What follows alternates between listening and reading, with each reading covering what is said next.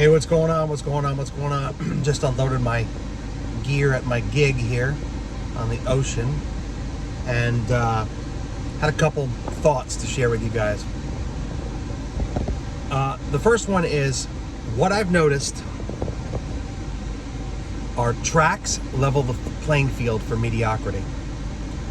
Now, I got a story. There's this one guy who was playing here for a while, and he is very, very mediocre, and he has tracks.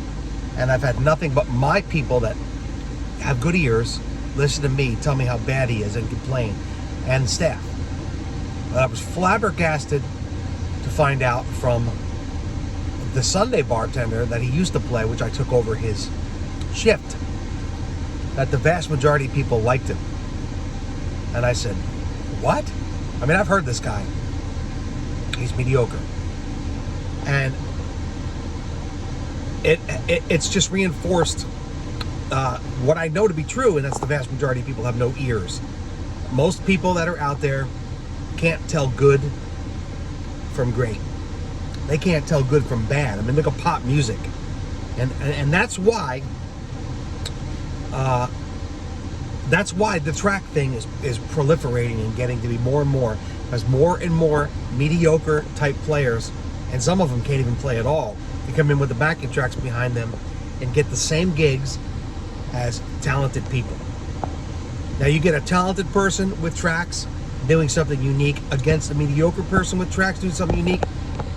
Most of the time the talented person can still edge out the mediocre person, but it really levels the playing field. It makes to the vast majority of people with no ears and booking managers with no ears, it really makes the difference in the two very negligible, and that's concerning for talented people.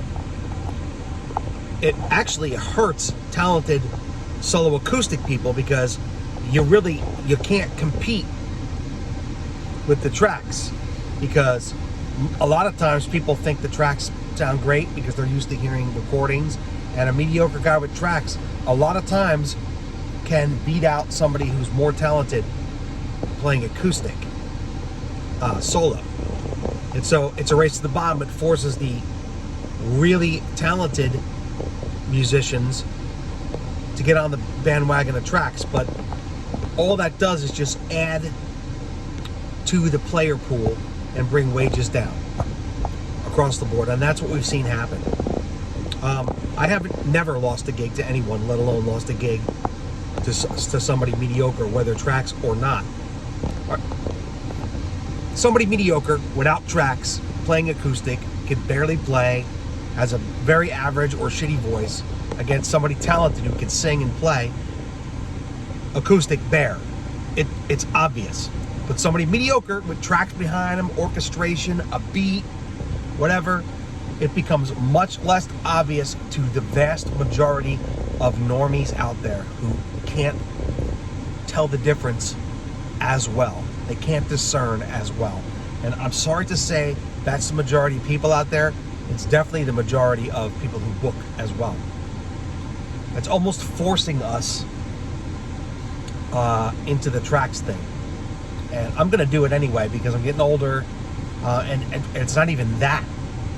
I can still play no problem, sing 4 hours no problem. What it is I'm just getting bored playing acoustic. I want to blow some leads. I'm a lead guitar player, you know. I want to do some stuff, and I want to do something interesting that has not been done before, as far as all that goes. But again, I have to be motivated to work it up and stuff, and I just haven't had the time to do it. But I'm going to do it. But that was my thought. Tell me what you guys think. I know it to be true. I have found it in my own existence, among the people that I've spoken to, among the gigs that I play. Mediocrity, the field gets leveled up with good players, with tracks. There's less differentiating you. So my advice to you is, if you are talented and you use tracks, which all of you think you're talented, and most of you are not. I hate to be the asshole to say that, but most musicians are very average to below average. If you're using tracks as a crutch, I mean, what can I say? You're definitely getting away with it. You're making the same fucking money as me. You're gigging at the same places as me. You're not taking my gigs. That ain't happening. But I know for a fact, if you're mediocre, you can kind of strum and you can kind of sing on key, and you've got tracks behind you, I know that you can get gigs for sure. The bar is that low. And that's why I choose not to be in business with people who employ people with the bar that low. It's getting fewer and far between as far as that goes, because don't forget, you can't demand any more money than those people.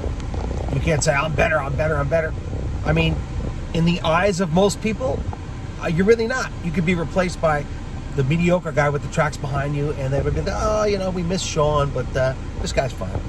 We'll just pay him $250. Sean wanted 3, and now we'll just get this guy for $250. So that's why. That's another element and why our pay has never gone up. So keep that in mind as well.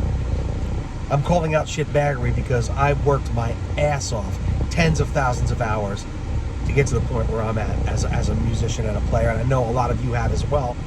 And I don't subscribe to the mediocrity shit. I don't think mediocre people should be out there gigging and playing. I don't think they are our peers. I don't think they should. They might play the same gigs as us, but never treat them like your peers if they're shitty. Fuck them. Seriously, fuck them if they're mediocre. They shouldn't be playing our gigs, but they are. That's the world we live in. So it hurts soloists who play acoustic, who are talented. It hurts the talented regardless tracks. I hate to say it. It really benefits the mediocre more than anything else. And that's what I got for you now. That's my thesis. Hope you dug it.